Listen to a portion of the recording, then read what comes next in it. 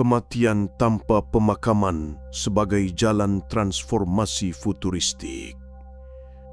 Halo Denyar Semesta, selamat datang di sebuah perbincangan yang mungkin akan mengguncang pondasi pemahaman Anda tentang hidup dan mati. Dalam hiruk-pikuk dunia modern, di tengah banjir distraksi dan ilusi material, kita akan menyelami sebuah konsep paradoks yang justru menawarkan pembebasan dan pencerahan. Mati sebelum mati. Melampaui kematian fisik. Bukan. Ini bukan tentang kematian biologis yang kita kenal. Tubuh yang terbujur kaku, atau upacara pemakaman yang mengiringi perpisahan. Konsep yang akan kita bahas hari ini adalah kematian yang jauh lebih dalam, lebih esensial, dan jauh lebih transformatif.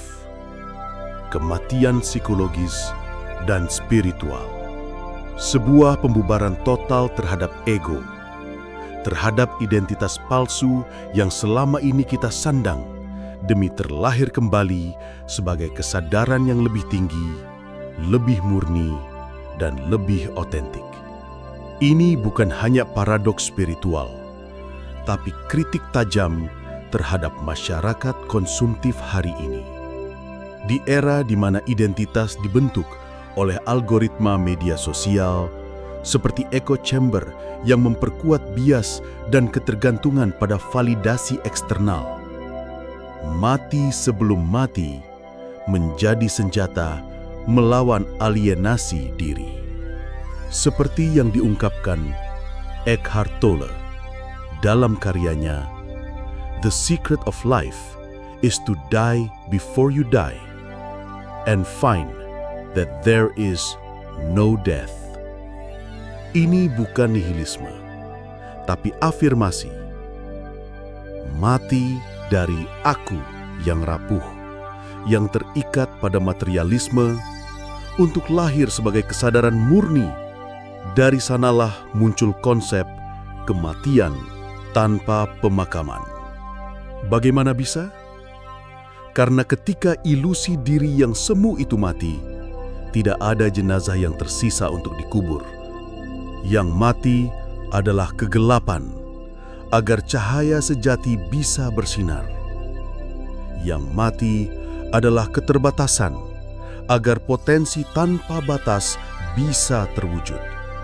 Ini adalah perjalanan menuju transformasi futuristik yang akarnya ternyata terentang jauh ke masa lalu. Akar kosmik dalam tradisi Timur. Ternyata, gagasan radikal ini bukanlah sesuatu yang baru. Akarnya sudah tertanam sangat dalam pada peradaban-peradaban kuno, khususnya di Timur.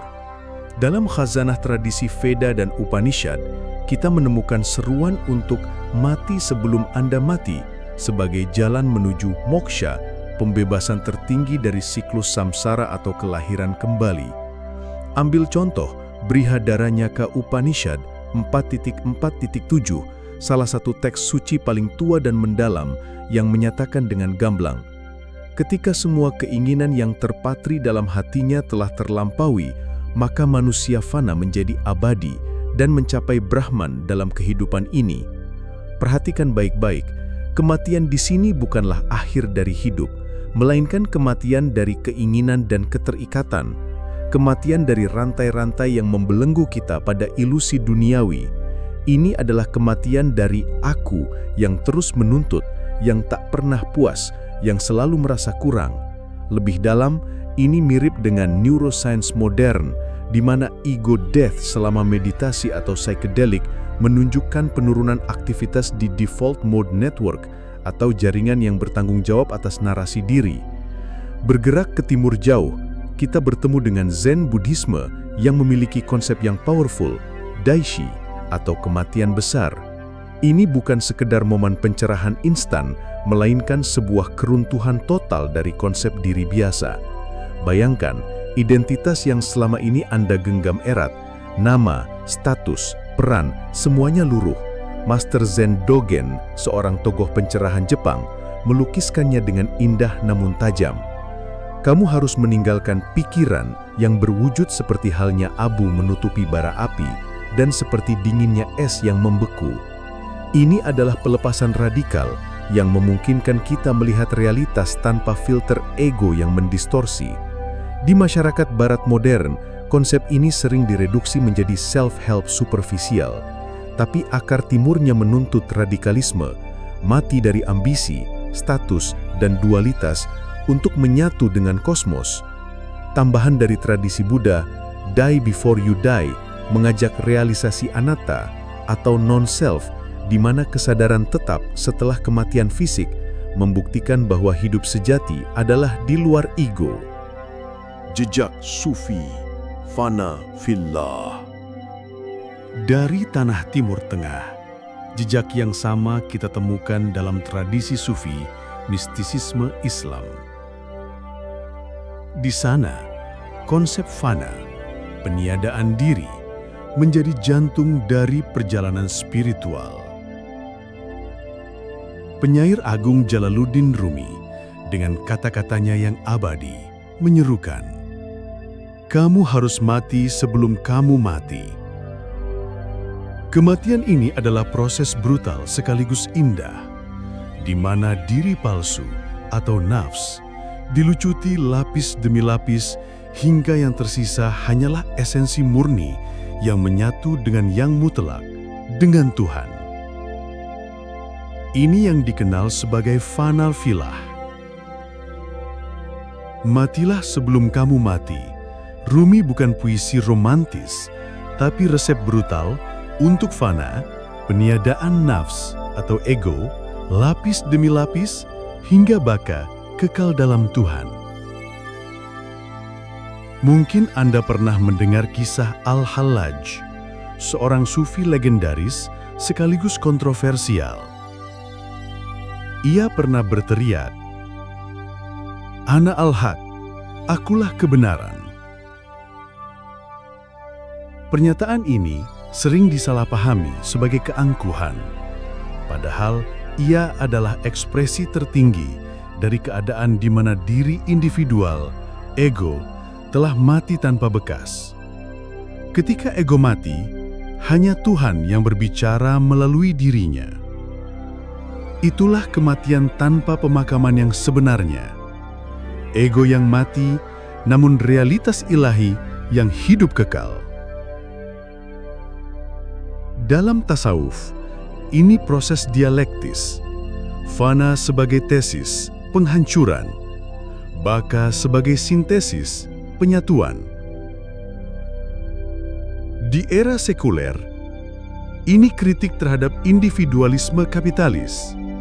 Ego yang mati membuka kemurahan hati kolektif, seperti dalam ajaran Sufi kontemporer.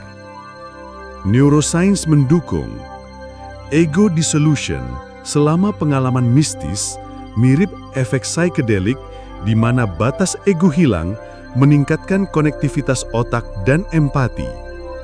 Warisan leluhur Nusantara. Tidak perlu jauh-jauh ke luar negeri. Di tanah Nusantara kita sendiri, jejak kearifan ini juga sangat kuat. Di Jawa, tradisi kejawen mengajarkan mati sajroning urip, mati di dalam hidup. Ini adalah jalan spiritual untuk mencapai manunggaling kawula Gusti, penyatuan antara hamba dan pencipta.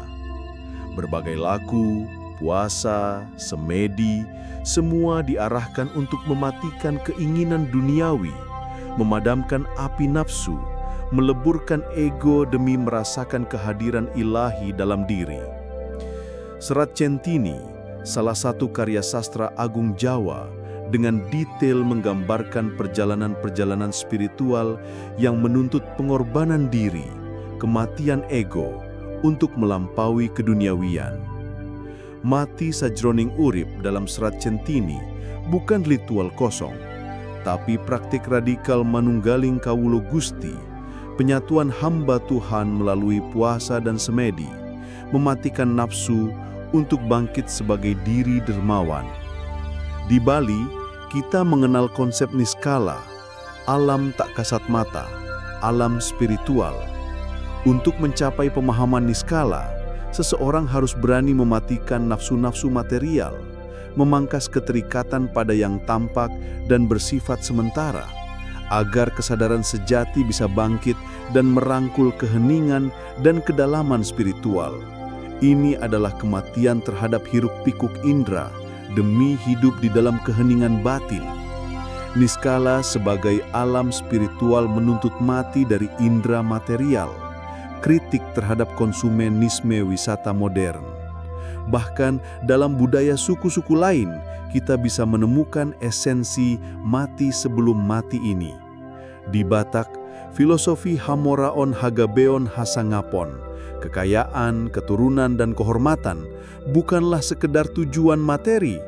Di baliknya tersimpan ajaran tentang bagaimana seseorang yang telah mencapai kelimpahan sejati harus mematikan keserakahan pribadinya, mengubahnya menjadi tanggung jawab sosial dan kemurahan hati.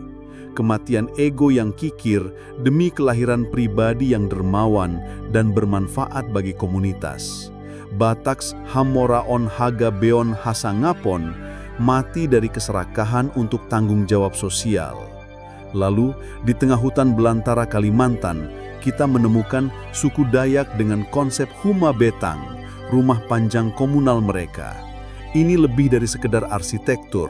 Ini adalah manifestasi filosofi hidup. Di dalam Huma Betang, setiap individu diajarkan untuk mematikan individualisme, ego pribadi, demi hidup dalam keselarasan kolektif yang kuat. Kepentingan bersama lebih utama dari kepentingan diri. Kematian ego individu demi kelahiran kesadaran komunal yang mengikat kuat. Ini bukan folklore, tapi filsafat ekologis. Di tengah deforestasi Kalimantan, konsep ini ajak mati dari ego antroposentris untuk keselarasan dengan alam. Nusantara sering direduksi sebagai mistis primitif, tapi sebenarnya proto-futuristik, selaras dengan transpersonal psikologi yang melihat ego death sebagai jembatan ke kesadaran kolektif. Perspektif Kristen dan Yahudi. Konsep ini juga tidak asing dalam tradisi Abrahamik. Dalam kekristenan, kita menemukan pernyataan yang sangat kuat dari Santo Paulus dalam Galatia 2, 19-20.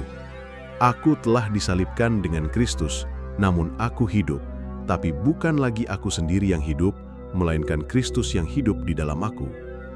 Ini adalah ungkapan radikal tentang bagaimana diri egois, dengan segala hasrat dan keinginannya, harus mati bersama Kristus di kayu salib. Dan dari kematian itu, lahirlah diri spiritual yang baru, di mana kehendak ilahi yang berkuasa. Ini adalah kematian yang membawa kebangkitan, bukan kebangkitan fisik, melainkan kebangkitan spiritual dalam hidup ini. Aku telah disalibkan dengan Kristus, bukan metafor pasif, tapi aksi radikal, mati dari dosa ego, untuk hidup dalam kehendak ilahi. Dalam tradisi mistis Yahudi, Kabbalah, ada konsep kematian ciuman, mitat neshika. Ini adalah gambaran puitis tentang penyatuan mistis dengan Tuhan, di mana jiwa meninggalkan dunia material bukan karena paksaan, melainkan karena kerinduan yang mendalam, tanpa penderitaan. Ini adalah kematian ego yang lembut, seperti ciuman yang mengantar jiwa kembali ke sumbernya, ke hadirat ilahi dalam keadaan damai dan penuh cinta. Di Kabbalah, kematian ciuman adalah ekstase lembut, kembali ke sumber tanpa penderitaan. Ini paralel dengan Die Before You Die di mistisisme barat seperti Saint John of the Cross's Dark Night of the Soul, pembersihan ego untuk penyatuan. Secara neuroscience, pengalaman ini mirip oceanic boundlessness, di mana ego hilang, meningkatkan welas asih. Futuristik, kematian digital dan kelahiran kesadaran baru. Tentu, Anda mungkin berpikir, ini semua terdengar spiritual dan kuno. Apa relevansinya bagi kita? Justru disinilah mati sebelum mati menjadi sangat relevan secara futuristik. Di era digital ini, kita membangun identitas bukan hanya di dunia fisik, tapi juga di ruang virtual. Kita menciptakan avatar digital yang seringkali jauh dari diri kita yang sebenarnya. Kita terjebak dalam echo chamber algoritma yang terus-menerus memvalidasi bias kita, membentuk pikiran kita, dan mengurung kita dalam gelembung informasi. Untuk terbebas, kita perlu mematikan identitas digital palsu ini. Kita harus berani melepaskan kedok virtual yang menawan namun seringkali menipu. Di digital age, mati tanpa pemakaman berarti lepas dari likes dan algoritma yang membentuk gelembung informasi. Kritik tajam terhadap surveillance kapitalisme. Bayangkan kematian tanpa pemakaman di era digital. Ini adalah pelepasan sukarela dari avatar digital yang kita ciptakan, dari validasi eksternal berupa likes dan followers, dari kebutuhan untuk selalu tampil sempurna di media sosial. Ini adalah pembebasan dari algoritma yang mengendalikan pikiran kita, agar kita bisa melihat dunia dengan mata kita sendiri, bukan melalui lensa yang diprogram. Dalam pandangan neuroscience, neuroplastisitas memungkinkan mematikan jalur saraf lama, seperti selama meditasi VR yang simulasikan ego death.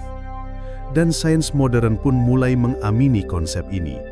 Neuroscience telah membuktikan konsep neuroplastisitas, kemampuan otak kita untuk membentuk koneksi saraf baru dan memangkas yang lama.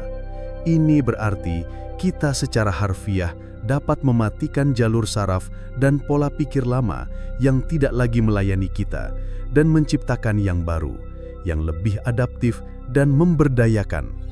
Kita bisa mengubah cara kerja otak kita, meleburkan kebiasaan-kebiasaan yang membelenggu. Kemudian ada psikologi transpersonal, sebuah cabang psikologi yang secara khusus mempelajari potensi transformasi kesadaran di luar batas-batas ego individu. Ia melihat keberadaan melampaui identitas personal yang sempit, menuju kesadaran kolektif atau transpersonal yang lebih luas. Ini adalah bukti ilmiah bahwa kematian ego bukanlah khayalan mistis, melainkan potensi nyata dalam diri manusia. Ego death bukan khayalan, tapi potensi nyata ke kesadaran transpersonal, melampaui individu ke kolektif. Implikasi futuristik. Di era AI, ini prevensi distopia, mati dari ego digital untuk lahir sebagai manusia augmented, selaras dengan alam dan mesin.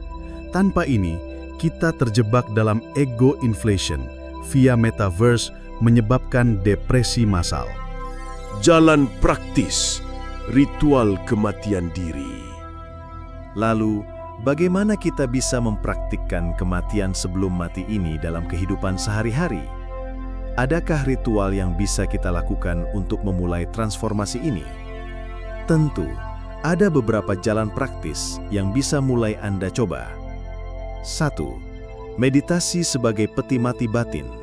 Setiap kali Anda duduk bermeditasi, Anda sedang berlatih kematian. Anda membiarkan pikiran-pikiran yang hiruk-pikuk lewat begitu saja, tanpa melekat padanya. Anda membiarkan emosi muncul dan lenyap, tanpa harus mengidentifikasikan diri dengannya.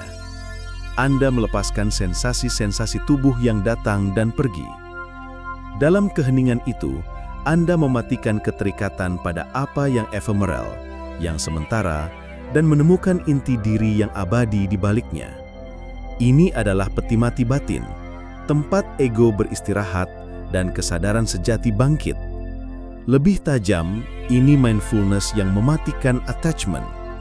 Studi menunjukkan meditasi mengurangi DMN activity, mirip ego death psychedelic. 2. Penyangkalan diri dalam aksi.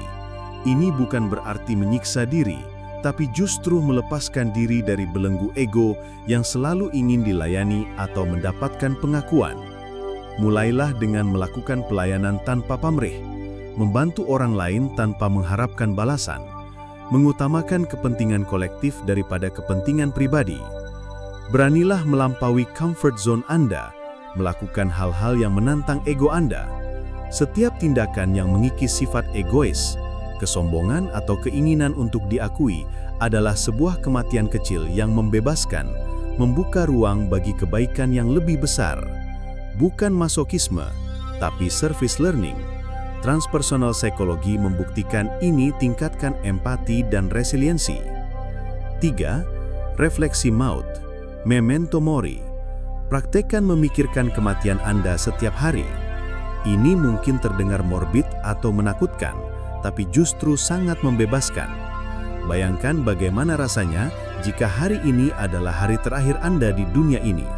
Apa yang akan Anda sesali? Apa yang akan Anda prioritaskan? Ketika Anda membayangkan kematian, tiba-tiba semua hal yang selama ini Anda kejar mati-matian, status, kekayaan, pengakuan, pertengkaran kecil, menjadi tidak penting. Yang muncul adalah esensi, cinta, kebaikan, koneksi, makna dan tujuan hidup Anda yang sebenarnya. Refleksi ini membantu kita mematikan keterikatan pada yang fana dan berfokus pada apa yang benar-benar abadi. Bayangkan hari terakhir, ini bukan morbid, tapi liberasi, seperti stoikisme Epictetus, didukung terapi ACT modern. Penutup, kelahiran dalam kematian. Pada akhirnya, mati sebelum mati bukanlah sebuah konsep yang nihilistik, yang mengarah pada kehampaan atau keputusasaan. Justru sebaliknya, ini adalah sebuah afirmasi kehidupan yang paling utuh, paling murni, dan paling bermakna. Ini adalah undangan untuk benar-benar hidup dalam kapasitas tertinggi Anda. Mati sebelum mati bukan nihilistik, tapi undangan hidup penuh, seperti biji yang mati untuk tumbuh atau ulat menjadi kupu-kupu. Dengan krisis iklim dan AI, ini blueprint survival, mati dari ego destruktif untuk lahir sebagai umat manusia yang sadar. Sama seperti sebutir biji yang harus mati di dalam tanah untuk bisa tumbuh menjadi pohon yang menjulang megah dan berbuah lebat, sama seperti seekor ulat yang harus rela mati dalam kepompong yang gelap untuk kemudian terlahir kembali sebagai kupu-kupu yang indah dan bebas terbang. Begitulah pula diri kita. Diri semu, ego yang dibalut ilusi, haruslah mati agar diri sejati, esensi kita yang paling murni dan abadi, bisa bersinar terang. Inilah kematian tanpa pemakaman yang kita bahas hari ini. Mengapa tanpa pemakaman? Karena tidak ada jenazah yang tersisa untuk dikubur. Yang mati adalah fata morgana. Yang tersisa, yang bangkit, adalah keberadaan murni, kesadaran sejati, yang abadi dan tak terbatas. Tanpa jenazah, karena yang mati adalah fata morgana, yang bangkit adalah esensi abadi, beranilah. Ini bukan akhir, tapi evolusi. Jika ini menggetarkan, renungkan. Apa ego Anda yang harus mati hari ini? Ini adalah jalan transformasi tertinggi, sebuah kearifan purba yang tetap relevan hingga ke relung terdalam era digital kita saat ini. Kita diajak untuk berani mati, untuk segala sesuatu yang fana, yang sementara, yang palsu, agar kita bisa hidup sepenuhnya dalam yang kekal, yang otentik, yang sejati. Beranilah mati sebelum mati, agar Anda bisa benar-benar hidup. Jika video ini membuka wawasan baru bagi Anda, jika ia menggetarkan jiwa Anda, jangan ragu untuk like video ini, komen di bawah, bagikan pemikiran dan pengalaman Anda tentang mati sebelum mati ini. Share ke teman-teman atau keluarga yang mungkin juga membutuhkan pencerahan ini. Dan tentu saja, subscribe ke channel Denyar Semesta, agar Anda tidak ketinggalan video-video mendalam kami selanjutnya. Terima kasih telah menelusuri kedalaman ini bersama Denyar Semesta. Sampai jumpa di video berikutnya.